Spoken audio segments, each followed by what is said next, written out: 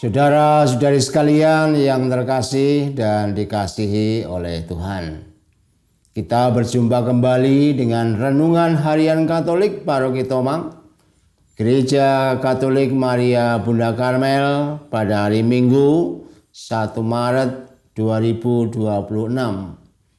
Tema kita hari ini adalah Gunung Doa yang didasarkan atas teks Injil Matius bab 17 ayat 1 sampai 9. Prapaskah adalah suatu perjalanan mendaki ke puncak gunung. Kita mendaki sebuah gunung bersama dengan Yesus. Dalam Injil Matius, gunung itu tidak diberi nama. Hanya disebutkan sebuah gunung yang tinggi. Ada apa di balik rahasia yang seperti ini? Mengapa kita mesti bersusah payah mendaki sebuah gunung? Bahkan dikatakan sebuah gunung yang tinggi lagi. Mari kita mencoba merenungkan hal ini dalam 3 poin berikut. Yang pertama, gunung.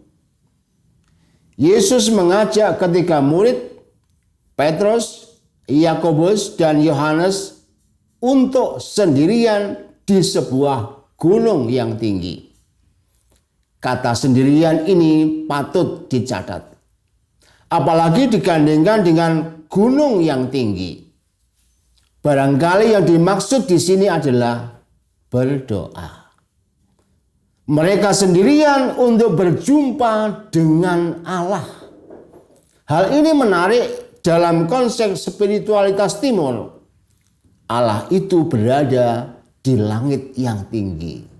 Sehingga untuk menjumpainya, manusia harus berjalan menuju ke atas.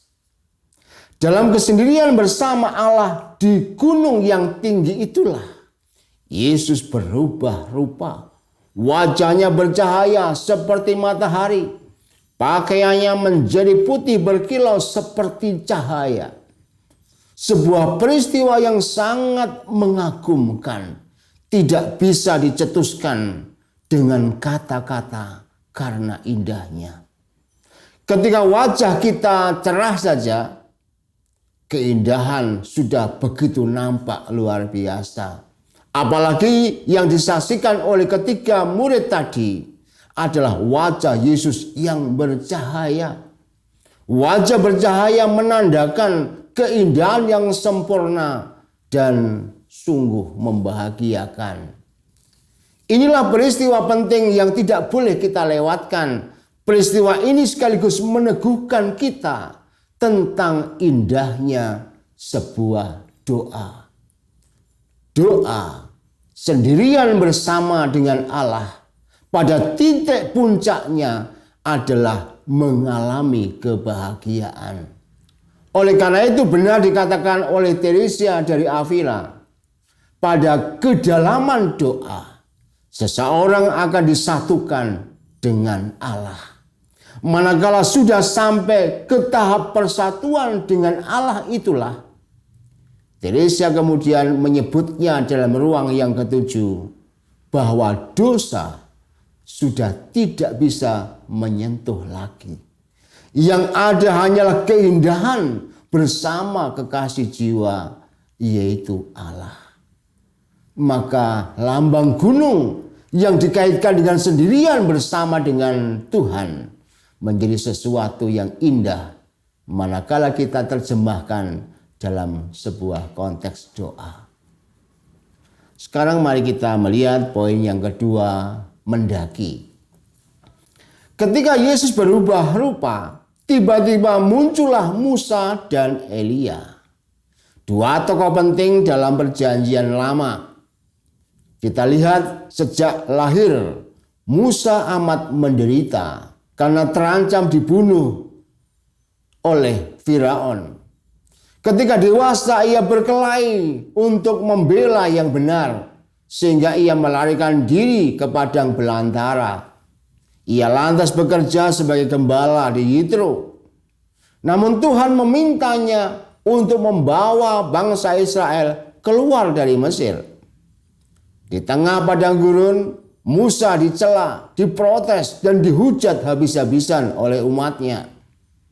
Tetapi Musa setia mengantar umat Israel ke tanah terjanji. Meskipun Musa sendiri mati sebelum mencapai tanah Kanaan tersebut. Sama seperti Musa, di zaman Nabi Elia, bangsa Israel telah berpaling kepada dewa Baal. Elia diminta mengembalikan iman umat Israel kepada Allah Yahweh. Dengan pedang di tangan, 450 nabi Baal dibinasakan. Ia berhasil meyakinkan umat Israel tentang kebenaran Allah Yahweh sebagai satu-satunya yang pantas disembah. Dan itu berarti bukan dewa Baal. Namun ia justru lari dikejar Isabel, istri Raja Ahab. Ia sembunyi dalam sepi, sendiri dan lapar. Ia sangat menderita dan ingin mati dalam frustrasi. Namun tangan Tuhan menolongnya kembali. Ia kemudian naik ke surga dengan kereta berapi. Di sini kita melihat bahwa Musa dan Elia adalah nabi yang penuh dengan derita ketika mereka membela kebenaran ilahi dan ingin mengembalikan bangsa Israel untuk mengabdi kepada Allah Yahweh. Mereka sekarang tampak bersama Yesus yang juga akan menderita. Menariknya, mereka berbincang tentang derita yang akan dialami Yesus dalam kemuliaan di Yerusalem. Dari sini kita diyakinkan bahwa puncak kemuliaan tidak terwujud sekali jadi. Kita diminta untuk mendaki gunung yang tinggi tadi. Dan pendakian iman seperti ini tentu disertai susah payah dan derita sepanjang jalan. Itulah jalan salib sebagai jalan menuju kepada kemuliaan. Hanya dengan derita dan salib sebagaimana yang diungkapkan oleh Nabi Musa dan juga Nabi Elia, bahkan kemudian oleh Yesus sendiri dan akhirnya oleh kita semua sebagai pengikut Kristus, kita akan diantar kepada puncak kemuliaan. Tidak ada jalan lain lagi selain jalan mendaki yang disebutkan itu sebagai jalan salib kehidupan kita. Sekarang mari kita masuk ke poin yang ketiga, tidur. Di puncak gunung saat diajak berdoa bersama Yesus, para murid ternyata tertidur. Rupanya sejak zaman para murid, tidur saat doa itu sudah biasa.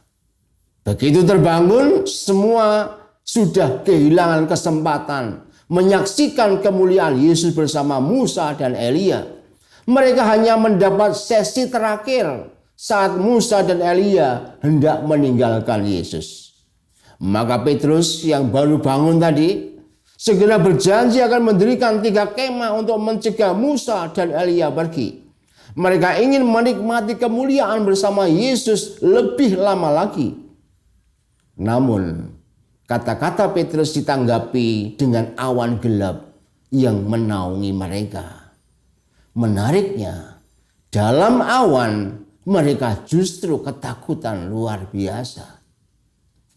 Peristiwa ini menjadi pelajaran yang amat berharga untuk kita. Acap kali kita lemah dan lalai dalam menanggapi rahmat yang kita terima dari Tuhan. Kita baru tersadar ketika rahmat itu mulai meninggalkan kita. Kita mudah meremehkan doa misalnya dengan tidur atau sibuk sendiri. Bahkan dalam Ekaristi pun orang bisa tidur dan bisa sibuk sendiri dengan HP-nya misalnya. Kita baru merasa butuh doa ketika Tuhan tersembunyi. Saat masih berkasa, uang melimpah, karir menanjak, dan semua serba tercukupi, Tuhan kita tepikan. Kita baru ketakutan waktu mati sudah hampir tiba. Yang lebih parah lagi, ketika awan menaungi, para murid justru merasa takut luar biasa. Padahal awan itu adalah tanda kehadiran Allah. Dalam awanlah Allah menjadikan kemah suci dan bait suci sebagai miliknya. Hal itu kita temukan dalam kitab Keluaran bab 40. Di sana dilukiskan bahwa tanda bahwa Allah itu hadir yaitu dengan bait suci atau kemah suci yang dinaungi oleh awan tersebut. Mereka justru menunggu awan itu menyelubungi kemah suci supaya bisa bergerak kembali atau berhenti di tempat itu. Dengan demikian, ketika kita mengabaikan Tuhan, tidak serius dalam doa, Tuhan yang hadir justru akan menakutkan. Hal yang sama persis seperti manusia pertama. Ketika langkah Tuhan terdengar, mereka justru takut dan bersembunyi. Inilah pelajaran menarik yang kita temukan di dalam permenungan hari ini. Semoga melalui permenungan tentang gunung, tentang mendaki dan tentang tidur, kita belajar tentang meraih kemuliaan bersama Tuhan dalam pendakian menuju ke puncak gunung yang tinggi. Tuhan memberkati.